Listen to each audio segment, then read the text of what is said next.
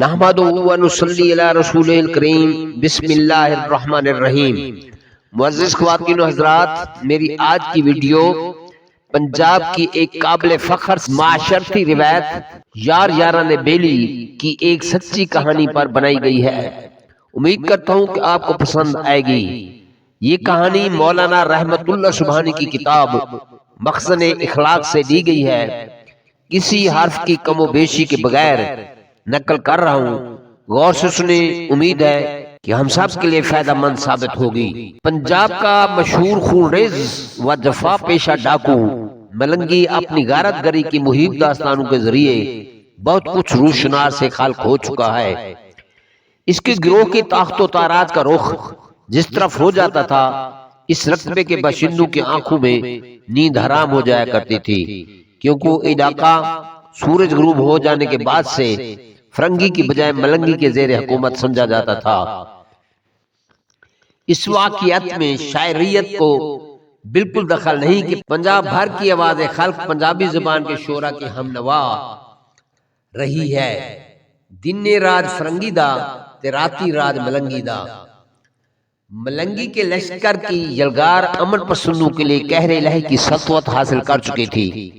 اس کے دست ظلم نے بہت سی سہاگنوں کے سہاگ اجاڑے، ہزاروں ننھے ننھے معصوم بچوں سے سایہ پدری کو چھین کر یتیمی کی گود میں ڈالا، سینکڑوں گھروں کو اپنی فاقی سے بے چراغ کر دیا۔ مختصر یہ کہ کچھ دنوں تک درندگی، بے دردی و جفاکاری نے ملنگی روپ دھارن کر لیا تھا۔ ملنگی کی دل دہلا دینے والی بھیانک تصویر تو یہ تھی۔ آؤ آپ کو اس تصویر کا دوسرا رخ بھی دکھائیں۔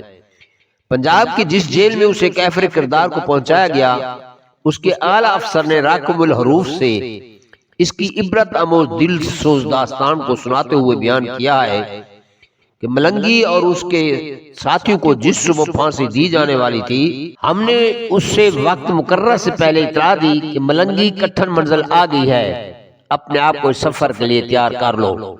مگر اس جانگ داز اطلاع کا جواب جس بے نظیر شجاعت سے اس نے دیا، اس سے معلوم ہوتا تھا کہ ملنگی موت کو درد سر یا معمولی خراش سے زیادہ وقت نہیں دیتا۔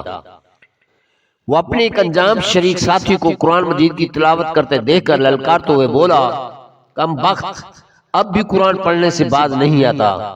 تیری اس قرآن خوانی نے تو یہ دن دکھائے کہ میدان جنگ میں بہادروں کی طرح جان دینے کی بجائے ہم مجرم کی حیثیت سے پھانسی کے تختے پر زندگی ختم کر رہے ہیں۔ چھوڑ تو اب اس قرآن خوانی کو اور بہادری سے موت کا خیر مقدم کرنے کے لیے تیار ہو جا۔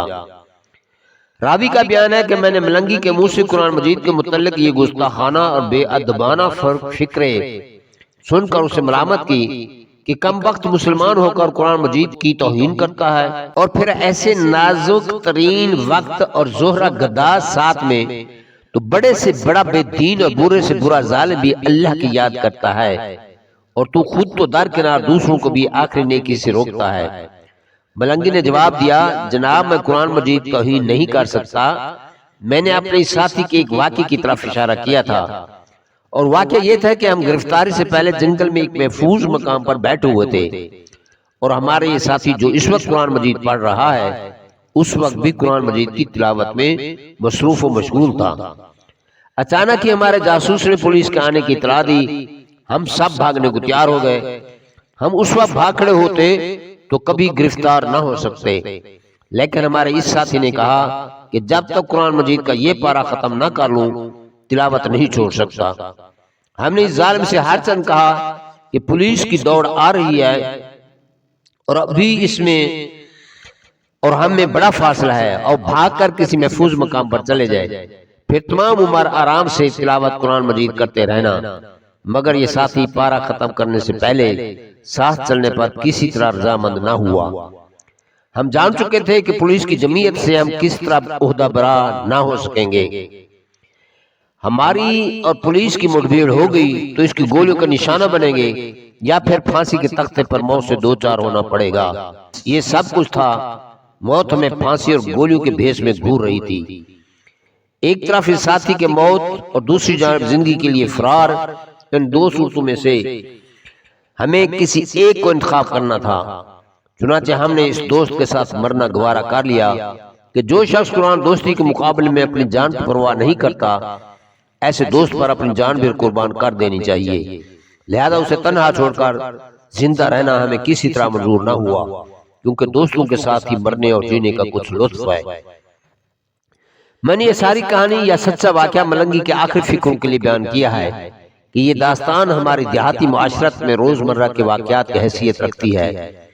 ملنگی ایک ڈاکو، سفاک، جفا پیشہ اور ستمگر درندہ رحم کے نام سے ناشنا جور و جفا کا خوگر تھا۔ سچ ہے کہ اس کے بدن خاکی میں بہت سی گھناؤنی برائیاں موجود تھیں، لیکن ایثار دوستی کا جو درخشاں کارنامہ عہد وفا کی استواری کی شکل میں اس نے دکھایا، وہ دوست داری کی تاریخ میں ہمیشہ جگمگاتا رہے گا۔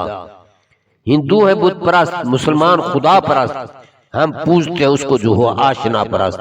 یہ ہے وہ کریکٹر جس کی نشوونما عموماً مشرقی فضوں میں ہوتی ہے، دانستہ طور پر اور بھیانک نتیجہ سے باخبر ہوتے ہوئے بھی چاہے مرگ میں کود جانا ایسی بے نظیر قربانی ہے جس کی کوئی مثال نہیں ملتی۔